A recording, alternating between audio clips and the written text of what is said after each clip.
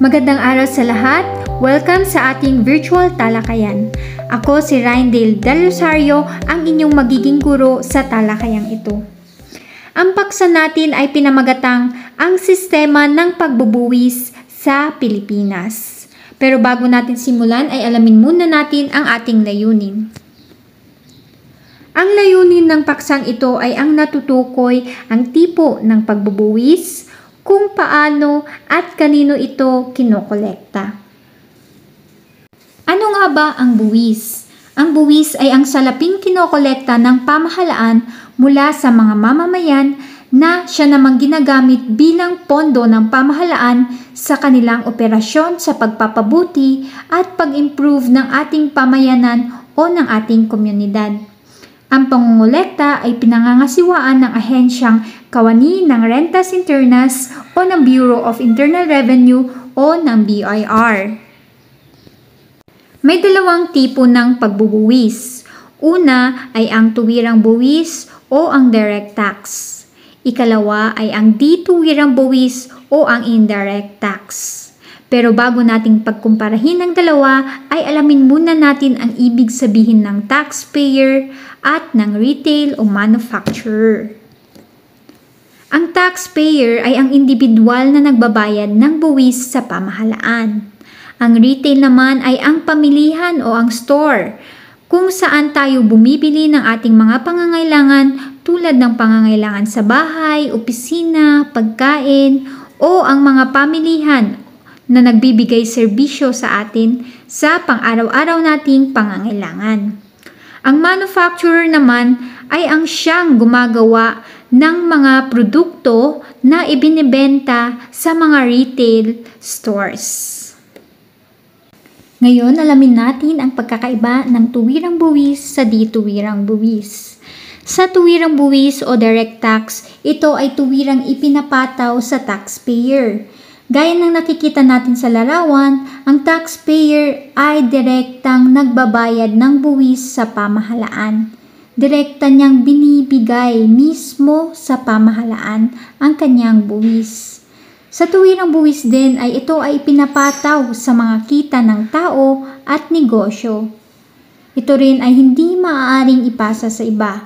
Kaya kung sakasakali ako ang taxpayer, hindi ko maaaring sabihin sa pamahalaan na kunin ang aking buwis sa aking pinsan, katrabaho, magulang o kung kanino man.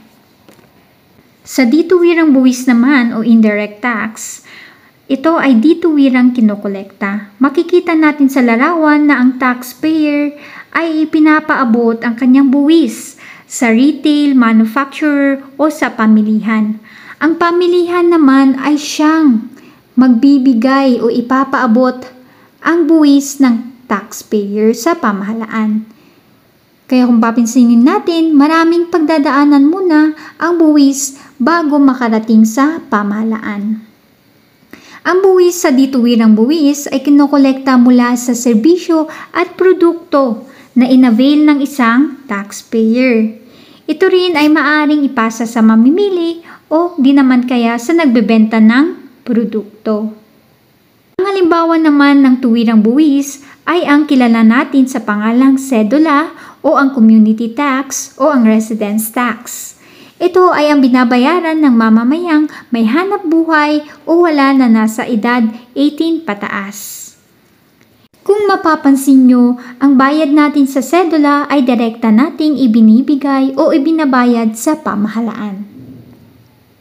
Iba pang halimbawa ay ang buwis sa lupa o ang real property tax. Ito ay ang buwis sa lupa, gusali, makinirya at iba pang dagdag nagpapapahusay sa isang pag-aari. Ang buwis dito ay direkta din nating ibinibigay o ipinaaabot sa pamahalaan. Sunod naman ay ang buwis sa kita o ang income tax. Ito ay ang buwis sa taunang kita ng isang individual. Ang buwis natin sa kita ay direkta o diretso din nating ibinabayad o ipinaaabot sa pamahalaan. Ang iba pang halimbawa ay ang travel tax o ang buwis na binabayaran bago lumabas papuntang ibang bansa.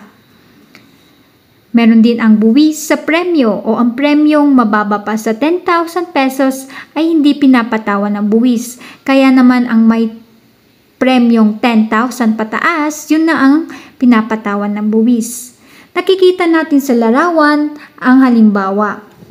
Halimbawa ako ay nanalo ng 750 million, hindi buo na makukuha ko yun. May 20% tax na kailangan kong bayaran direkta sa pamahalaan. Kung nakikita natin, 150 million ang kailangan kong bayarang buwis. Ang tanging maiuwi ko na lamang ay ang 600 million. Narito naman ang mga halimbawa ng dituwirang buwis. Unang-una sa lahat ay ang value-added tax o ang buwis sa mga negosyo o ang ipinapataw sa iba't ibang proseso na dinadaanan ng mga produkto at serbisyo para maging isang yaring produkto. Madalas nating nakikita ang VAT sa resibo. Ito, lalo na pag bumibili tayo sa grocery, sa pharmacy o kung saan mang pamilihan. Nakikita natin ang 12% VAT. Yun ay binabayaran natin sa pamilihan at ang pamilihan ang siyang magpapaabot ng ating buwis sa pamahalaan. Panghalimbawa ay ang excise tax. Ito ay ang pinapataw sa mga piling kalakal na may masamang epekto sa kalusugan at kapaligiran. Ang ilan sa halimbawa nito ay makikita natin sa larawan. Yun ay ang sigarilyo, mga soft drinks at mga alak. Ang excise tax ay pinapataw sa mga gantong klase ng produkto upang maiwasan ang sobra-sobrang pagkonsumo ng mga produkto na ganito kasi nakakasama ito sa kalusugan at kapaligiran. Kaya kung mapapansin natin ay mas mahal ang benta sa mga ganitong uri ng produkto. Iba pang halimbawa ng dituwirang buwis ay ang buwis sa paglilibang o amusement tax.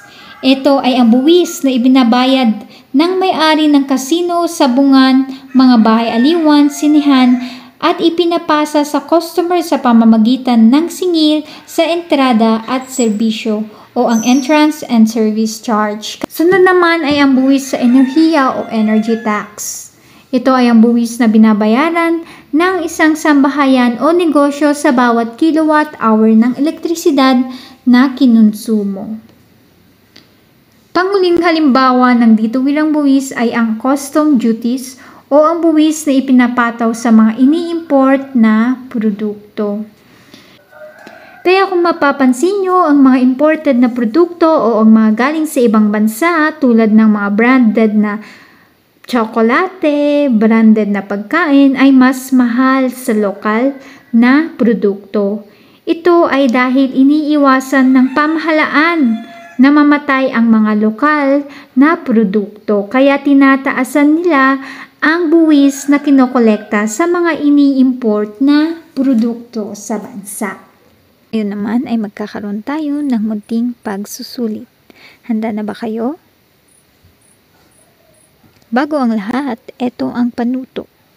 Tukuyin kung ang nabanggit na halimbawa ay tuwiran o di naman kaya ay di tuwirang buwis. Tayo na at magsimula. Narito ang mga katanungan. Maaaring i-pause ang video at sagutan ang mga sumusunod sa isang malinis na papel.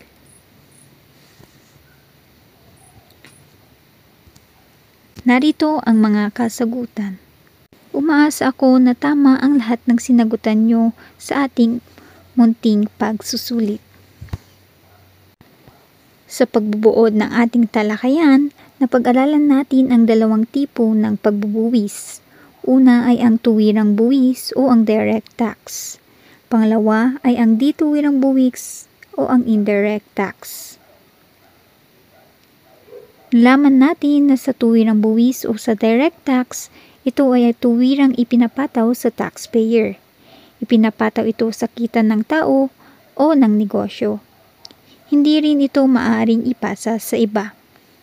Samantalang sa dituwirang buwis o indirect tax, ito ay dituwirang ipinapataw sa taxpayer. Ito ay kinokolekta mula sa mga serbisyo at produkto. Ito rin ay maaring ipasa sa mamimili o nagbebenta. Makikita natin dito na sa tuwirang buwis, ito ay direktang kinokolekta mula sa taxpayer. Sa dituwiran ay dumadaan muna ito sa maraming proseso bago makarating sa pamahalaan. Ang buwis na kinokolekta sa mga taxpayers ay ang pondo na ginagamit sa pagpapabuti at pagpapaunlad ng ating pamayanan. At dito na po nagtatapos ang ating talakayan na pinamagatang ang sistema ng pagbubuwis sa Pilipinas. Maraming salamat at sa susunod ulit na pagkikita. Salamat at paalam.